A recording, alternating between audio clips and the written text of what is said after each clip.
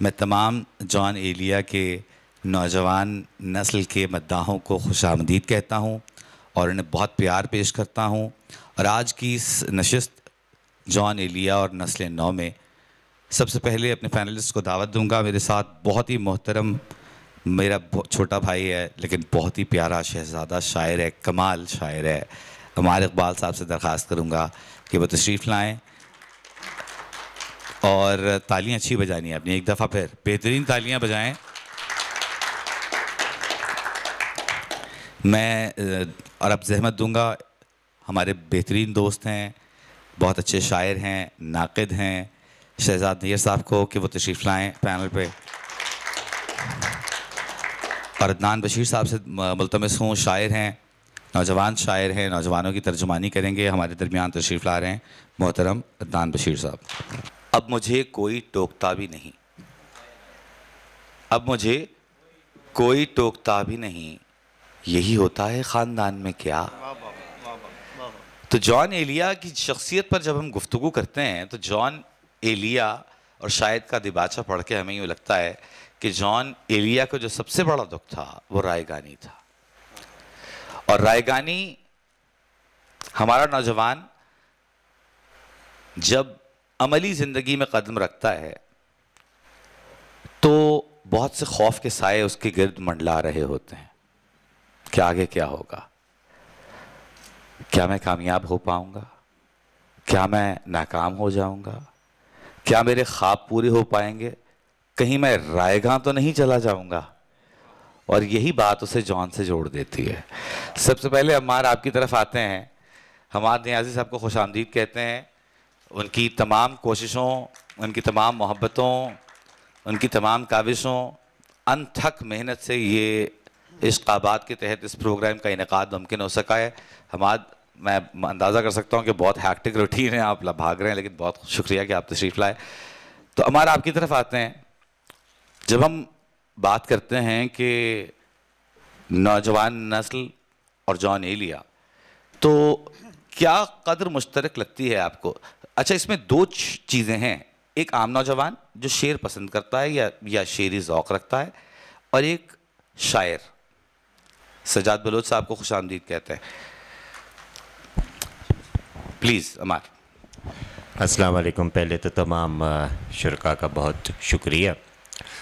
دیکھا وجی بھائی, ہم نے شروع سے یہی ہے, جتنی بھی اردو غزل کی خاص کر روایت ہے اس میں دیکھا یہی ہے کہ ہمارے پاس باقی رہ جانے والے شاعروں میں انہی شاعروں کا ہمیشہ شمار ہوا جنہوں نے اپنے اگلے شعور کو ایڈریس کیا, اپنے آنے والوں کو ایڈریس کیا, جو اپنے اگلے وقت میں ریلیونٹ رہے. واہ.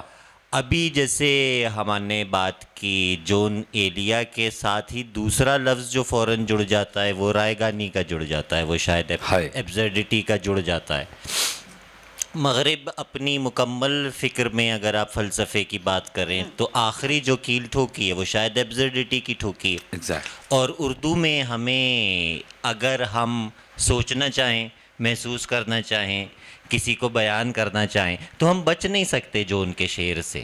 لا محالہ مثال کے طور پر جبھی بھی ہم ان کیفیات کا ذکر کرتے ہیں جن کیفیات سے آج کے انسان نے گزرنا ہے. اب وہ یہ ہے کہ دور اتنا نیا ہے کہ ابھی آج کا انسان ہے ہی نوجوان, تو وہ نوجوانوں سے کنیکٹ ہو جاتے ہیں. واہ. اصل میں بات یہ ہے کہ جس شاعر نے اس وقت کے آج کے شعور کو ایڈریس کیا ہے وہ ادھر ہمیں جان ایلیا دیگر شعراء سے الگ کھڑے ہوئے نظر آتے ہیں.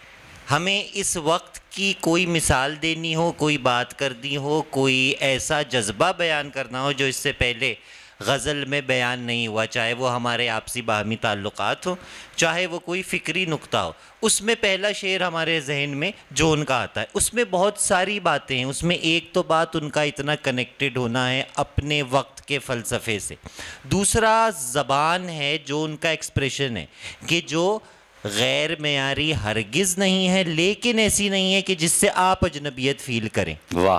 عموماً جب ہم غزل کی بات کرتے ہیں یا لفظ تغزل کو ہم جوڑ دیتے ہیں آبسلیٹ لینگویج سے جو ہماری زبان ہی نہیں ہے, اور اگر ہم دوسری جگہ جاتے ہیں تو ہم زبان کو اتنا سستا کر دیتے ہیں.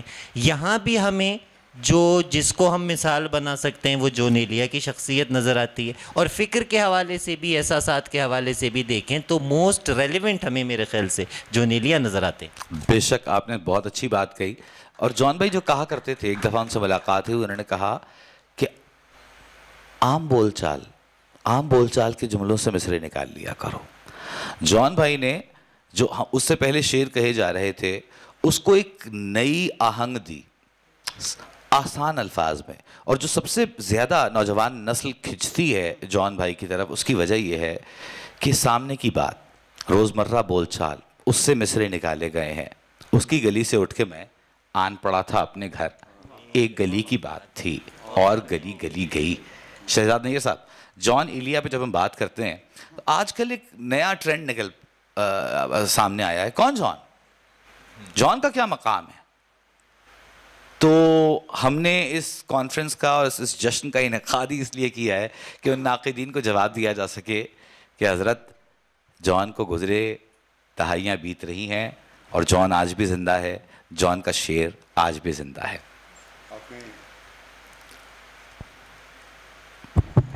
جی آپ نے بالکل درست فرمایا. ایک ٹرینڈ ہمارے سامنے ایک کچھ وقت سے چل رہا ہے, کون جان.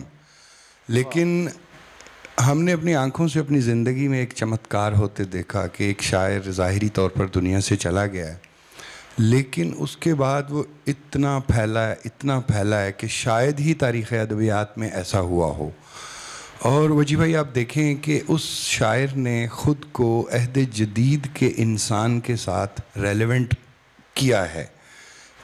جیسے عمار کہہ رہا تھا کہ جو بندہ آگے کا سوچتا ہے وہی ریلیونٹ رہ پاتا ہے, دوسرا نہیں. سبب کیا ہے اس کا؟ تھوڑی دیر پہلے آپ کہہ رہے تھے نوجوان نسل.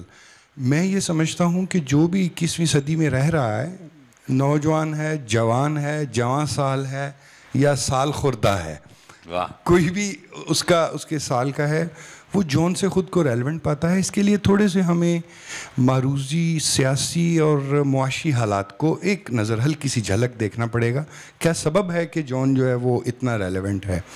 مجھے لگتا ہے کہ 89 میں روس کا بکھرنا اور 91-92 میں یونیپولر دنیا کا ہو جانا اور اینڈ آف ہسٹری ہونا, اور صدی کے آغاز ہی میں 9/11 کا واقعہ ہو جانا اور اس طرح ہو جانا کہ دنیا پری 9/11 اور پوسٹ 9/11 میں تقسیم ہوتی ہم نے دیکھی. اگر پاکستان میں بھی دیکھیں تو اتنی جلدی ہماری جو سوشیو پولیٹیکل سچویشنز ہیں وہ تبدیل ہوئی ہیں کہ اگر رشتہ دیکھنے بھی جاتے ہیں تو یوں لگتا ہے کہ کوئی اکنامک پیکٹ ہو رہا ہے دو فیملیز کے بیچ میں, جیسے کوئی کمرشل اور فائنینشیل باتیں ہو رہی ہیں. اچھا, پھر ہماری اقدار جو ہیں وہ اتنی جلدی سے اتنی تیزی سے نیچے گئی ہیں کہ دوستیوں میں, یاریوں میں لڑکا لڑکی جب ایک دوسرے کے ساتھ منسلک ہوتے ہیں آغاز ہی میں, تو کہیں بیک آف دی مائنڈ میں وہ یہ مجھے کہاں لے کے جائے گا اور یہ مجھے کیا لے کر دے گا, یہ باتیں چل رہی ہوتی ہیں. بالکل.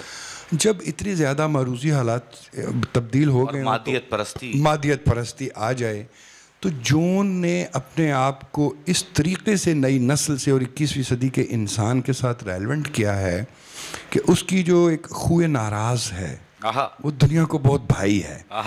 وہ جو چشم نالاں سے دنیا پہ نظر کرتا ہے وہ نئی نسل کے دل میں گھر کر گئی ہے. وہ جو ایک بے چینی, موجود سے عدم مطابقت کا احساس, کہ ہم دنیا میں رہ تو رہے ہیں لیکن اس سے اتفاق نہیں کرتے.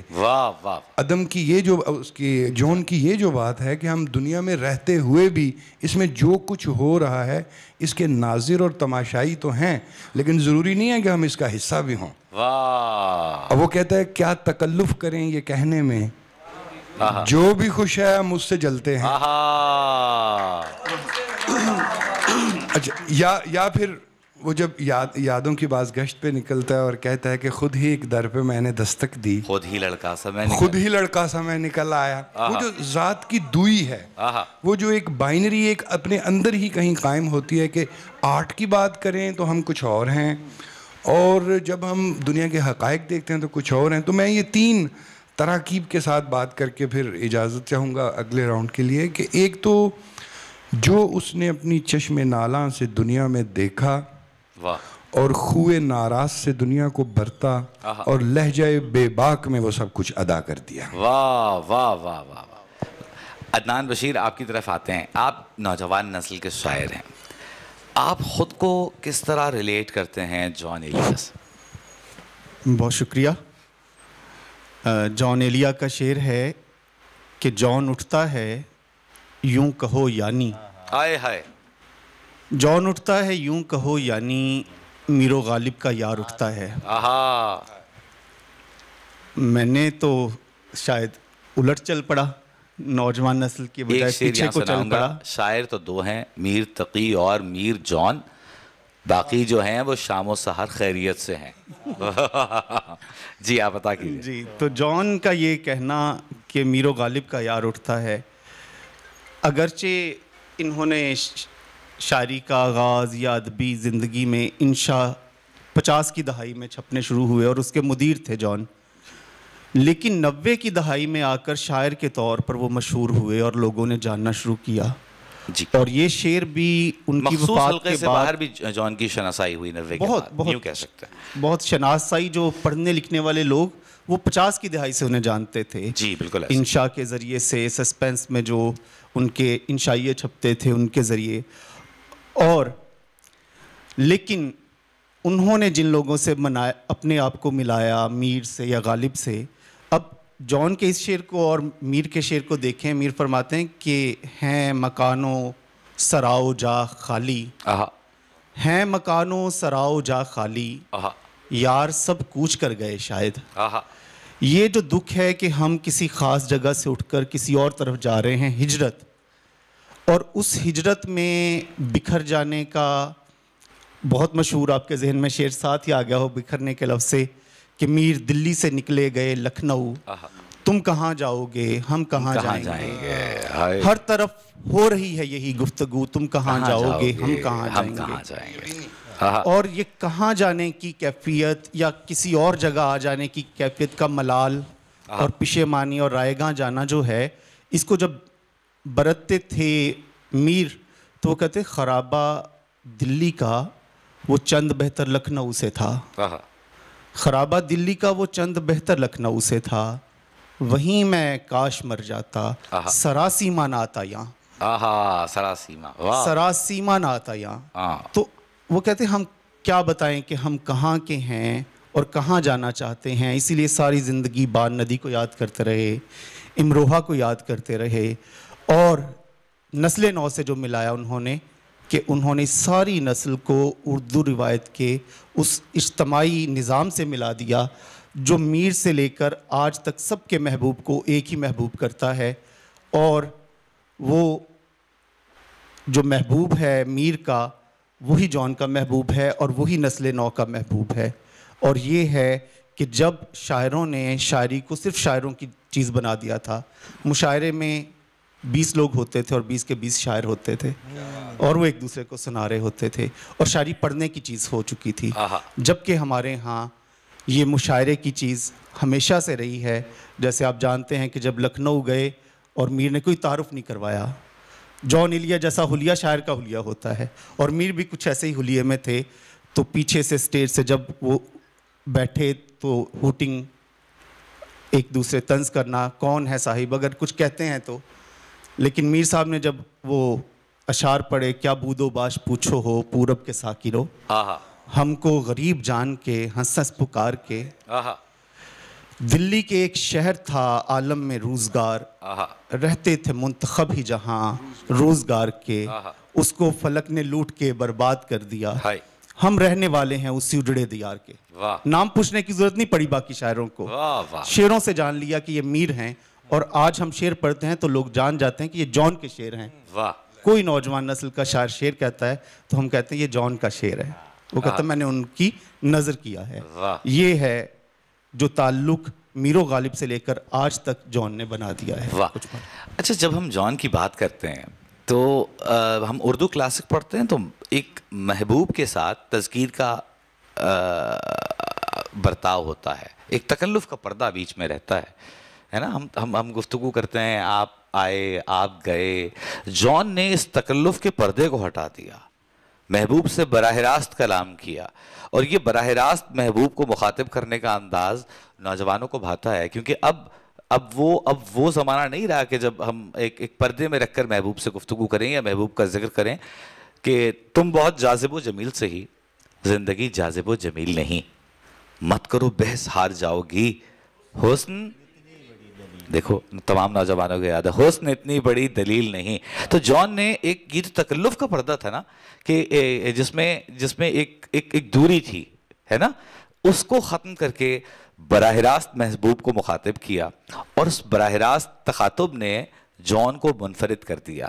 اب میں یا آنے والی نسل، میں خود بھی، آپ بھی، اور ہم جب براہ راست محبوب کو مخاطب کرتے ہیں تو اس کا کریڈٹ ہمیں جان کو دینا چاہیے کہ اس نے ہمیں یہ گنجائش دی، انہوں نے ہمیں یہ گنجائش دی کہ ہم براہ راست اپنے محبوب کو بلا تکلف مخاطب کر سکتے ہیں. عمار جی بالکل ایسے ہی ہے، بلکہ یوں کہنا چاہیے کہ بظاہر یہ اشعار سن کے یا بعض تضحیک آمیز اشعار بھی سن کے، ہے پہلو میں ٹکے کی ایک حسینہ تیری، اچھا یہ اشعار سن کے بھی اکثر آدمی پڑھنے والا جو صرف شعر تک پہنچے اور مکمل بات کا احاطہ نہ کر پائے، وہ شاید جون کے کانسیپٹ آف بیوٹی پہ شک کرنے لگے. حالانکہ جو جون کا کانسیپٹ آف بیوٹی ہے اس کو دیکھیں تو شاید آپ کو شاید کے دیباچے میں ہی مل جاتا ہے کہ جہاں پر وہ کہتے ہیں کہ کھانا کھاتے ہوئے اپنے محبوب کے سامنے تو وہ شرمندہ ہوتے ہیں کہ یار میرے اندر بھی میدے جیسی ایک ایسی چیز، یہ ان کا کانسیپٹ آف بیوٹی ہے، یہ ان کی جمالیات ہیں. اور اس کے باوجود اتنا ڈائریکٹ ہونا، وہ بار بار جیسے بات ہو رہی ہے، اور آج کا موضوع بھی چونکہ نسل نو کے حوالے سے ہے، تو یہی چیزیں جو ان کو نسل نو کے قریب کرتی ہیں کہ اتنے آپ نے، جیسے کہ آپ نے عرض کیا کہ وہ آپ نے پردے ہٹا دیے، وہ پردے اٹھا دیے کہ جن کی خاص ہم کو ضرورت نہیں تھی، جو مختلف ہم ایک روایت کے ساتھ ہمارے ساتھ چلتے آ رہے تھے. اس کی وجہ کیا تھی؟ اس کی وجہ یہ وقت تھا. اس وقت میں باشعور لوگوں سے ہم نے یہ سنا کہ بھائی اب رومانس لکھنے کی چیز نہیں ہے میاں، برتنے کی چیز ہے. اب لکھنے کے لیے فکر ہے، فلسفہ ہے، شاعری ہے، موضوعات ہیں، دیگر چیزیں جو ہمیں جو ان کے پاس مل جاتی ہیں، اور باقی تمام جذبات کا جو اظہار ہے وہ بھی ویسے ہی ملتا ہے. ان کی کیا ایکسپیکٹیشن ہے اس نسل سے کہ وہ کس طرح پڑھیں، یہ بھی ہمیں دیکھنے کو شاید سب سے زیادہ جہاں پر وہ اپنے بیٹے سے مخاطب ہیں تو وہ ہر نوجوان سے مخاطب ہیں. درخت زرد میں وہ اب اس زمانے میں، یعنی کہ تب کی لائنیں کہ یہ خط لکھنا تو دقیانوس کی پیڑھی کا قصہ ہے، آج دیکھیں ارریلیونٹ ہو گیا کہ نہیں ہو گیا. اب ہمیں مختلف زبان استعمال کرنی پڑتی ہے کمیونیکیشن کے لیے. دفاتر میں آپ جائیں، کسی کو آپ کوئی عرضی پیش کریں تو وہ آپ سے فوراً کہتا ہے اس کی سافٹ کاپی دے دیں، اور آپ میل کر دیں تو وہ کہتا ہے اس کی ہارڈ کاپی دے دیں. تو یہ کچھ لوگوں نے دو ہی لفظ سیکھے ہوتے ہیں نا، ہے نا. تو یہ اس چینج کو اس وقت میں محسوس کرنا کہ جب یہ بالکل آ رہا تھا، یہ کمال جون کا ہے. اور یہ بغیر اتنا ڈائریکٹ ہوئے اس کا ایکسپریشن شاید ممکن ہی نہیں تھا. یہ وجہ شاید ہو سکتی ہے. شہزاد نیر صاحب آپ کی طرف آتے ہیں. اسی موضوع پر میں چاہوں گا کہ یہ جو تکلف کے پردے ہٹانے، محبوب کو براہ راست مخاطب کرنے اور اس کو بے تکلفی سے کہنے کا جو انداز ہے، یہ آپ کو لگتا ہے کہ اس نے ایک نیا در کھولا ہے اور اب نوجوانوں میں برجستگی اور براہ راست تخاطب کی ایک روایت کو جنم دیا ہے؟ جو تھوڑی دیر پہلے آپ فرما رہے تھے کہ جون نے بول چال کی زبان، روزمرہ جو زبان ہم استعمال کرتے ہیں، اس کے اندر شعریت پیدا کی ہے. شعریت پیدا ہی نہیں کی بلکہ شعریت کے انبار لگا دیے ہیں، میں یہ سمجھتا ہوں. دراصل عام بول چال کی زبان میں شعریت پیدا کرنا ایک خاصا دشوار کام ہے، اور جون نے یہ بڑی سہولت سے کیا ہے. جو آپ تکلف کے پردے ہٹانے کی بات کریں، اس میں جو جون یہ کہتا ہے کہ تم میرا نام کیوں نہیں لیتی، واہ، مطلب کتنا تکلف کو بیچ میں سے ہٹا رہا ہے. یہ ایک زمانے تک چلتا آیا ہمارے ہاں، جی سنیے وہ جی. تو جون نے جھجک کو ہٹانے کی بات کی. دراصل جون جس نظریہ فکر کے پیروکار تھے، ویسے بہت سارے ان کے کلام سے، ان کی نثر سے بہت سارے نظریات کی بات نکلتی ہے. اس کے باوجود میں یہ سمجھتا ہوں کہ وہ انسان اور انسان کے بیچ جو دوئی ہے اسے ختم کرنے کی بات کرتے تھے. اور خاص طور پر یوں کہہ لیجئے کہ انسان اور انسان کی سطح کا جو مکالمہ ہے، جو ان کا شعر ہے کہ ایک ہی حادثہ تو ہے اور وہ یہ کہ آج تک بات نہیں کہی گئی، بات نہیں سنی گئی. واہ واہ واہ، یہ واہ واہ واہ واہ. تو جو اظہار چاہتا ہے، جو کمیونیکیشن چاہتا ہے کہ بات کرو، وہ دو انسانوں کے درمیان، چاہے ان کا رشتہ محب اور محبوب کا ہو، چاہے ان کا دوستوں کا رشتہ ہو یا کوئی اور بھی رشتہ ہو، وہ یہ چاہتے ہیں کہ یہ تکلف، جھجک، پریشانی اور پریشانی یہ ذرا دور ہٹ جائے. اور ایک سبب یہ بھی ہے کہ جو نئی نسل اپنے آپ کو جون کی شاعری کے ساتھ منسلک پاتی ہے. دو سطحوں پر اس معاملے پر بات ہو سکتی ہے، ایک کانٹینٹ اور دوسرا اظہار. کانٹینٹ اس طرح کہ 21ویں صدی کے 23 سال گزر چکے، جون کو گزرے ہوئے بھی 2 دہائیاں ہو چکی، اس کے باوجود یہ جو لوگ اس ہال میں بیٹھے ہیں اور باہر ہیں، وہ اس کے ایک ایک شعر کو اپنے دل کے قریب پاتے ہیں. بے شک. تو یہ کانٹینٹ ہے کہ ہمیں لگتا ہے کہ یہ جو عہد ہے، میرے خیال میں انہوں نے خیر اپنی نثر میں بھی بہت لکھا کہ مشینی عہد نے انسان کو مشینی بنا دیا ہے.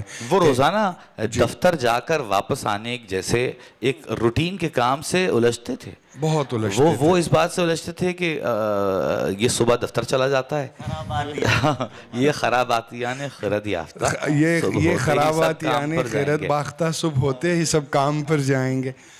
تو مجھے جہاں تک لگتا ہے کہ جون اس کو ایک غیر تخلیقی، غیر دلچسپ اور بور کام سمجھتے تھے کہ صبح صبح لگے بندے اصول کے تحت جانا اور واپس آنا. اچھا، اور وہ محبت میں بھی نا، محبت میں بھی روٹین کے قائل نہیں تھے کہ ان کا یہ کہنا تھا کہ اب فقط عادتوں کی ورزش ہے. جی ایسے روح شامل نہیں محبت میں. واہ. دیکھیے جان ڈن، روح شامل نہیں، شکایت. معذرت. ہاں دیکھیے کہ جان ڈن جیسے جو ویسٹرن ہماری پوئٹری روایت ہے انگریزی شاعری کی، اس میں اسے ایک صوفی شاعر، ایک مسٹک پوئٹ کہا جاتا. اس کا ایک قول ہے کہ without love sex is a routine mechanical job. Wow. تو جان یہی کہہ رہا ہے کہ آپ اگر عادتوں کی ورزش کے میں مبتلا ہو گئے تو آپ کی تخلیقیت کہیں دب گئی ہے. جان میرے خیال میں کریٹیوٹی کا بہت بڑا معید تھا، اور اس کا اعلان کرتے تھے کہ ہمیں کریٹیو سیلف کو نہیں مارنا چاہیے. اور یہ جو ہماری روٹین ہے جس نے ہمیں اقتصادیات کا، مالیات کا پابند کر دیا ہے، وہ کہیں ہمیں ہمارے اندر کی جو تخلیقیت ہے اسے مار رہی ہے. کچھ کہنا چاہ رہے ہو؟ جی یہاں بھی بڑی ایک دلچسپ بات میرے ذہن میں آئی. پچھلے دنوں میں ایک کتاب پڑھ رہا تھا، ریسنٹ ریسرچز ہمیں بتا رہی ہیں اب کہ ایک آدمی کو ایٹ این ایوریج اب 1 گھنٹے میں، صرف بات بظاہر ارریلیونٹ لگے گی بٹ سی کے جون کی نظر اس وقت کیا تھی کہ ایک آدمی کو اب 1 ہفتے میں صرف 10 گھنٹے کام کرنا پڑے گا. اور اب اگلے وقتوں کا مدعا نئے انسان کے لیے یہ ہوگا کہ وہ اپنے باقی فارغ وقت کا کیا کرے. اب ایک آدمی جو پہلے ہی شاید اگلے زمانے سے آپ کے زمانے میں آ گیا ہے، وہ پہلے ہی الجھ رہا ہے اس روٹین سے. اس کو پہلے ہی پتا ہے کہ آگے جو ہے وہ وقت 9 to 5 کا آپ کا باقی نہیں رہے گا. عدنان آپ کی طرف آتے ہیں، آپ بتائیے گا کہ یہ جو تکلف کا پردہ ہٹایا، آپ کو لگتا ہے کہ اب جو اڈیپٹیشن ہے جس میں نوجوانوں کو ہم شیر کہتا ہوا کہہ رہے ہیں، وہ براہ راست اپنے محبوب سے مخاطب ہو رہے ہیں، تو اس میں آپ سمجھتے ہیں کہ جان نے یہ چابی سے یہ دروازہ کھولا ہے اور نوجوان نسل کو یہ راستہ دکھایا ہے؟ جی بہت 2 چیزیں. پہلے تو یہ کہ ایک پردہ رکھا اور بہت سے پردے گرائے. جو عمار نے جہاں سے شروع کیا تھا میں بھی وہیں سے، کہ وہ جو منہ دوسری طرف پھیر لیا محبوب کو دیکھ کر کہ دور بیٹھا غبار میر اس سے عشق بن یہ ادب نہیں آتا. وہ کہتے ہیں میں 8 برس کا تھا جب ایک کتالہ جو تھی اس کا حسن، اور اس کی عمر یوسفی صاحب کہتے 6 برس تھی. ایج کا بیریئر بھی ہٹا دیا، صرف جذبے کا نہیں. 60 برس کے قریب پہنچتا ہوا، ریٹائرمنٹ کی ایج کے قریب پہنچتا ہوا، ایک پورے جہان دیکھا ہوا آدمی کہہ رہا ہے. تو ویسے بھروسہ مجھے نہیں ہے، لیکن یہ خود لکھا، جان نے لکھا شاید کے دیباچے میں کہ 8 برس کا تھا میں. لیکن جو یہ بات میرا یہ خیال ہے کہ ازراہ مذاق کہی اور ازراہ مذاق لکھی بھی جا سکتی ہے، لیکن اب تو شیطان ہو گئی ہوگی. ہاں سنائیے. بچپنے میں بہت شریر تھے وہ، اب تو شیطان ہو گئی ہوگی. اور جو بیریئر گرایا، چلیے اس پر بات کرتے ہوئے ہم کہیں کہ ایک تو میں نے پہلے بھی کہا تھا کہ وہ سب ایک ہو گئے. اب ایک شعر ہے 3 لوگوں کے نام سے موجود ہے. ساغر دہلوی جب ہندوستان سے آئے وہ پوری ٹرین میں ایک بج جانے والے شاعر تھے. ان کا شعر عبارت حیدرآباد سے چھپتا تھا, اس میں چھپا تھا بہت نزدیک آتے جا رہے ہو, بچھڑنے کا ارادہ کر لیا. ادیم ہاشمی کا بھی یہ شعر, ادیم ہاشمی کا بھی یہی, اور اس میں بھی, لیکن جان کا ایک لفظ کا فرق ہے اور وہ بیریئر ہٹا دیتا ہے. ادیم کا بھی یہی ہے, بہت آتی جا رہی ہو, جی آتی جا رہی ہو, تو یہ بیریئر ہٹ گیا. یہ شعر پہلے سن لیتے ہیں. بہت نزدیک آتے جا رہے ہو, ادیم ہاشمی کا شعر ہے. بہت نزدیک آتے جا رہے ہو, بچھڑنے کا ارادہ کر لیا کیا. جان ایلیا کہتے ہیں بہت نزدیک آتی جا رہی ہو, بچھڑنے کا ارادہ کر لیا کیا. اور دونوں اپنے اپنے شعر پہ قائم تھے. ادیم اور میں اس مشاعرے میں شریک تھا. ادیم ہاشمی بھائی ہمارے ساتھ موجود تھے, جان بھائی موجود تھے, اور دونوں نے یہ شعر پڑھا اور ایک ہی مشاعرے میں. جی, اور میں نے تیسرے شاعر کا نام لیا ساغر دہلوی. جی, اور پھر وہ ٹرین پر آئے تھے, اکیلے بچ گئے تھے جب ہندوستان سے آئے. بالکل ایسا ہی. اور پھر وہ ٹرین کے اسٹیشن کے قریب پھرتے رہتے تھے, اور وہ کسی دن ایسے گئے واپس نہیں آئے. تو وہ اپنے شعر پر قائم رہتے تھے. میرا ہی شعر نہیں بالکل ان کا شعر ہے. کہہ رہا ہوں کہ وہ جو اجتماعی تجربہ تھا, جان نے اس میں اپنے آپ کو شامل کیا اور اس کو پوری نسل کی, پورے انسانوں کی بات بنا دیا. بات تو یہی جو تھی ناصر کاظمی نے بھی کی تھی, لیکن آپ کو پتہ یہ ناصر کاظمی کا شعر ہے اور یہ جان کا شعر ہے کہ جو ہے بھری دنیا میں جی نہیں لگتا, جانے کس چیز کی کمی ہے ابھی, یہ مجھے چین کیوں نہیں پڑتا, ایک ہی شخص تھا جہان میں کیا. بات ایک ہے لیکن ہم سمجھ رہے ہیں کہ کتنے مختلف کون سی اداسی اور دھیما پن ناصر کاظمی کے ہاں پایا جاتا ہے, اور کیسی وحشت اور بے چینی اور تہوتے کر دینا ہر چیز کو وہ جان کے ہاں موجود ہے کہ میں بساط الٹ کے رکھ دوں گا اس کی. وقت ہمارے پاس کم ہے. ایک چیز, ایک اور نقطہ جو میں جان کے حوالے سے اپنے سامعین, اپنے پینلسٹ کے سامنے رکھنا چاہوں گا. جان نے محبوب سے ہی تکلف کا پردہ نہیں ہٹایا. عموماً ہم سب دو زندگیاں گزار رہے ہوتے ہیں اور ہم اپنی شاعری میں بنیادی طور پر خود کو پورٹرے کر رہے ہوتے ہیں. جان نے منافقت کا پردہ کبھی نہیں اوڑھا. جو ہے, جس طرح ہے, جتنا وحشت زدہ ہے, جتنا الجھا ہوا ہے, جتنا ملگجا ہے, جتنا خون تھوکتا ہے, اس نے اس کو ویسا ہی بیان کیا. اس نے اپنے اور اپنے جو پڑھنے والا ہے اس کے درمیان کوئی پردہ نہیں رکھا. اپنے آپ کو بالکل بے نقاب رکھا اور اس سے کہا یہ ہے جان اور اسے دیکھو. عمار. بالکل بے شک ایسے ہی ہے, اور بلکہ اس کو بھی آپ اگر شوخی کے زمرے میں لیں تو یہ ہر چند کے ان کے خلاف بات کی ہے, لیکن یہ شوخی غالب سے آئی ہے. یہ وہ جو ان کے پاس غالب جیسی شوخی ہے. ابھی سر بھی جیسے بات کر رہے تھے, عدنان صاحب بھی, اس میں بھی میرے ذہن میں یہ بات آئی کہ ہاؤ ریلیونٹ. شاید 3 سال پہلے کی بھی مباحث نہیں ہے جینڈر کی. ابھی ہمارے پاس ہم کہہ رہے ہیں کہ 2 جینڈر ہیں, کہ 6 جینڈر ہیں, کہ 10 جینڈر ہیں. اردو غزل میں یہ بات کب کی بحث ہے کہ جی ہم مرد کا ہمیشہ استعمال کریں گے, اور اس بات کی مختلف وجوہات ہیں, یہ ایک الگ بحث ہے. لیکن یہ جرت بھی جون نے کی کہ جس شعر کی ہم نے مثال دی کہ صرف وہ ایک لفظ کی تبدیلی ہے, لیکن وہ کتنی بڑی تبدیلی ہے. اور یہی چھوٹی چھوٹی چیزیں ہی ہوتی ہیں کہ جو آپ اب تک کی اردو شاعری کی جو تسلیس تھی, میر, غالب, اقبال, اس میں اگر آپ چوتھا نام جوڑ سکتے ہیں تو وہ چوتھا نام لامحالہ جون ایلیا کا ہے. ابھی ذکر ہوا ناصر کاظمی کا, ان کا مثال کے طور پر کئی شعراء صرف ایک سوال کی تاب نہیں لا پاتے. آپ بڑے بڑے نام اپنے ذہن میں 3 سیکنڈ لے لیں, ذہن میں نام سوچ لیں, سوال یہ ہے کہ وہ کہنا کیا چاہتے تھے. اگر میں پوچھ لوں ناصر کاظمی کہنا کیا چاہتے تھے تو مختصر, جون ایلیا کیا کہنا چاہتے تھے, عدنان بھائی شاید ساری رات آپ بات کریں, شہزاد بھائی آپ ساری رات بات کریں.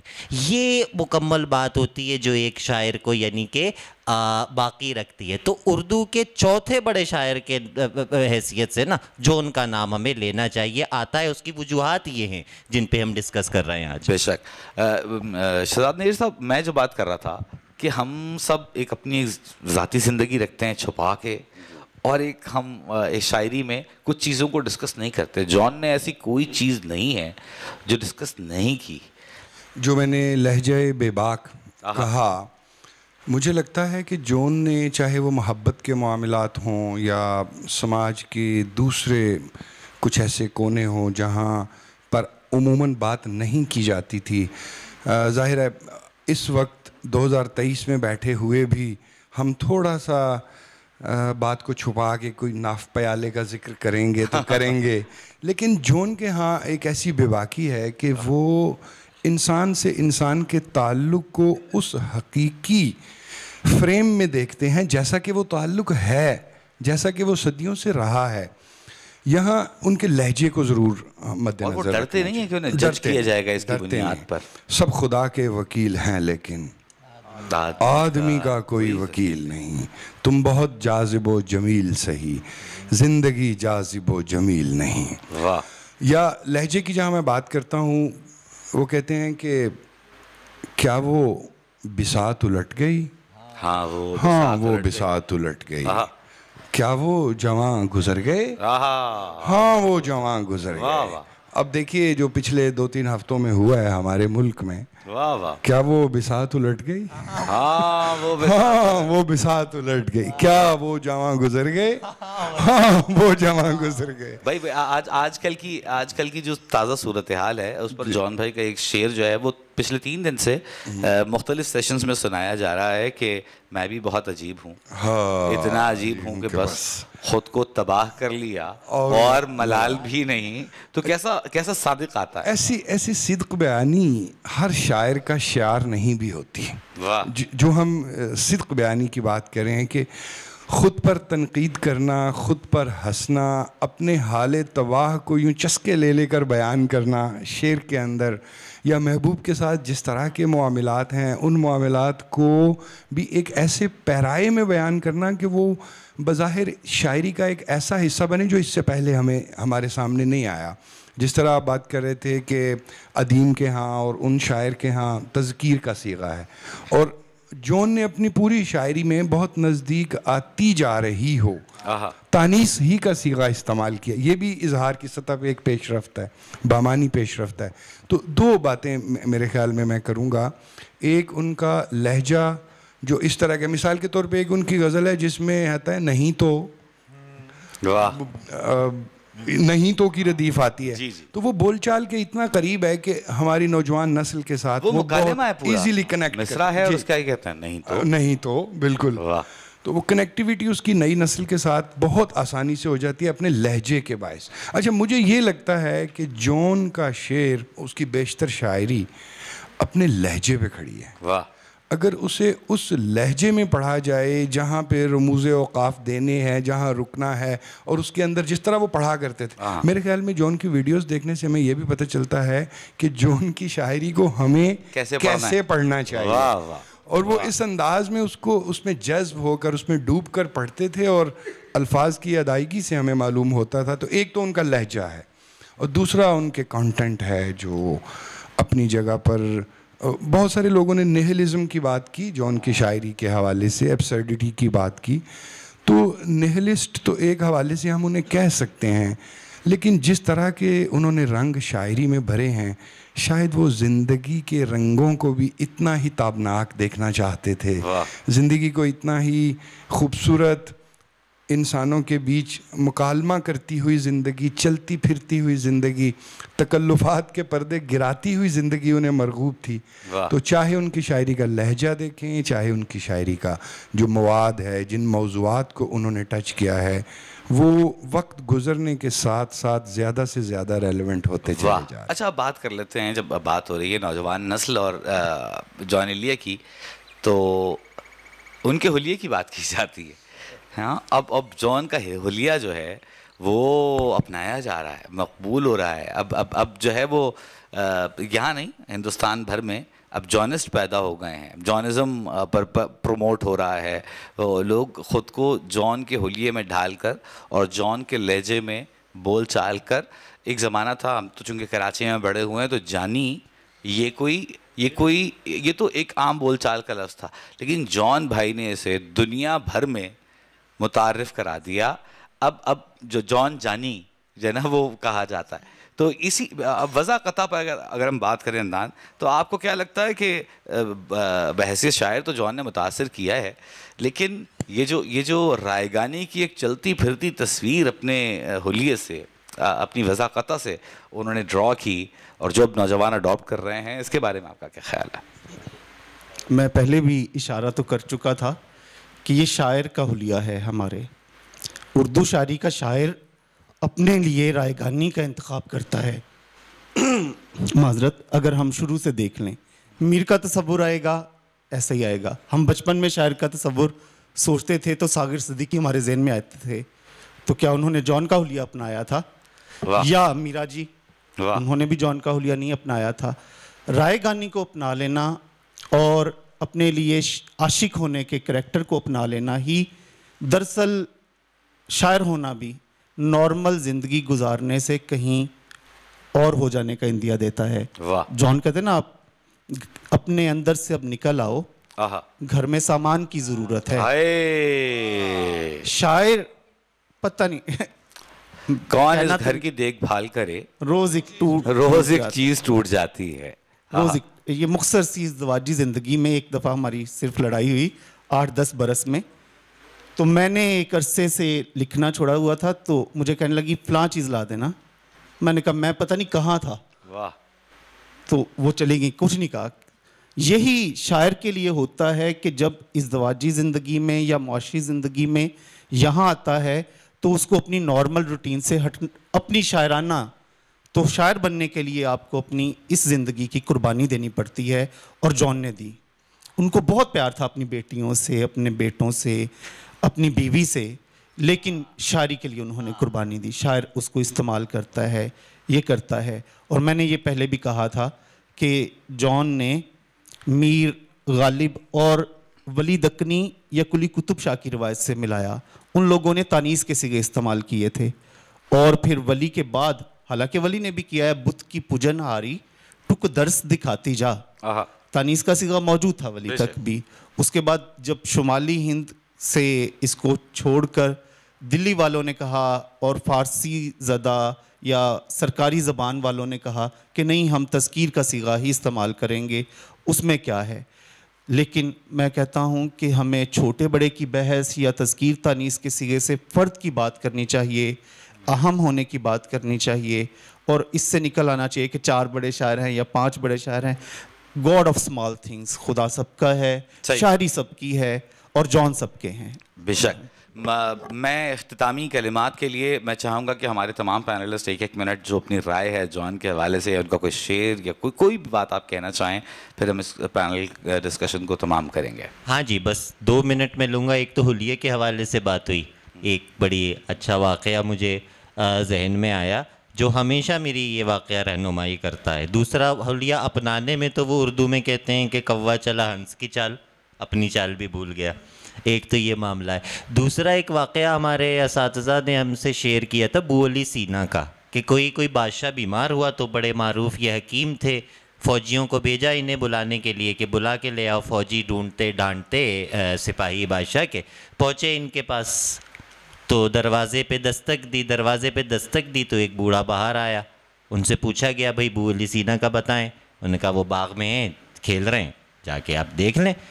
سپاہی پریشان تو ہوئے, لیکن بہرحال جب وہ گئے باغ میں تو دیکھا ایک بچہ شاخ سے الٹا لٹکا ہوا تھا. دریافت کیا آپ ابو علی سینا ہیں؟ کہنے لگے جی میں ہوں, اور یہ آپ کی ضرورت ہے حکمت میں, اور شاید بادشاہ کی طبیعت خراب ہے. بالکل میں آپ کی مدد کر سکتا ہوں. تو آپ اتنے بڑے حکیم ہیں تو درخت سے الٹے کیوں لٹکے؟ تو کہنے لگے یہ میری عمر کا تقاضا ہے, وہ میرا علم ہے. تو اب حلیے کو یا ان تمام چیزوں کو اس طریقے سے دیکھنا چاہیے. یہ بات مجھے ان کا یہ جملہ یاد آ جاتا ہے کہ یہ میری عمر کا تقاضا ہے, وہ میرا علم ہے, وہ میرا ہنر ہے. واہ. شہزاد بھائی اختتامی کلمات. جس طرح عدنان نے تھوڑی دیر پہلے بات کی کہ شاید ہم لوگ شعری انتقاد میں یا تحقیق میں کہیں کوئی تعین مراتب کی کوشش کرتے ہیں. یہاں میں چاہوں گا کہ حضرت علی سے منسوب ایک بات کروں کہ آپ سے دریافت کیا گیا کہ اس عہد کا سب سے بڑا شاعر کون ہے, اور آپ نے جو جواب دیا فرمانے لگے کہ شاعری کسی ایک سمت میں سفر تو ہے نہیں کہ سبقت کا واضح تعین کیا جا سکے. واہ واہ. تو اب یہ کسی ایک سمت میں سفر نہیں, یہ تو اپنے اپنے خیال میں اپنا اپنا سفر ہے, لہذا کون بڑا کون چھوٹا, کون آگے کون پیچھے, یہ ایک موضوعی سی بات ہو جاتی ہے, بالکل یہ ایک سبجیکٹو میٹر ہے. میں یہ سمجھتا ہوں کہ ہماری تاریخ ادبیات میں اپنے رنگ سے, اپنے اسلوب سے, اپنی زبان سے, اپنے لہجے میں, جس طرح عمار نے کہا بڑی اچھی بات لگی مجھے کہ غیر معیاری نہیں ہے لیکن پرتکلف بھی نہیں ہے زبان, بڑی روزمرہ کی زبان ہے اور ایسے لہجے پہ استوار ہے جیسے کوئی عام بات چیت کر رہا ہو. تو جون اگر اب تک اس قدر شد و مد کے ساتھ ہمارے عہد سے منسلک ہیں, ریلیونٹ ہیں, آنے والے وقتوں میں مجھے لگتا ہے کہ وہ اور بھی ریلیونٹ ہوتے چلے جائیں گے, کیونکہ ان کا جو, جیسے میں بار بار کہہ رہا ہوں کہ ان کا جو لہجہ ہے, ان کی جو ایک طرح کی بیزاری بھی ہے, ان کا جو عدم اتفاق ہے موجود کے ساتھ. ہمارا کوئی بھی نوجوان آج کل موجود سے اتفاق نہیں رکھتا, اس سے شکایات ہیں, یہ ٹھیک نہیں ہے, یہ ٹھیک نہیں ہو رہا, یہ ٹھیک نہیں ہو رہا, اور اس کو ایسے ہونا چاہیے, اور وہ دیکھو اس نے میرے ساتھ یہ کر دیا. اب یہ جو لہجہ ایک بنا ہے اس انڈسٹریل ریولیوشن اور انفارمیشن ایکسپلوژن کے بعد, تو وہ جون کو وقت گزرنے کے ساتھ ساتھ زیادہ اپنے ساتھ ریلیونٹ, کو آواز دے گی, جون ان کے قدم قدم پہ ملے گا انہیں.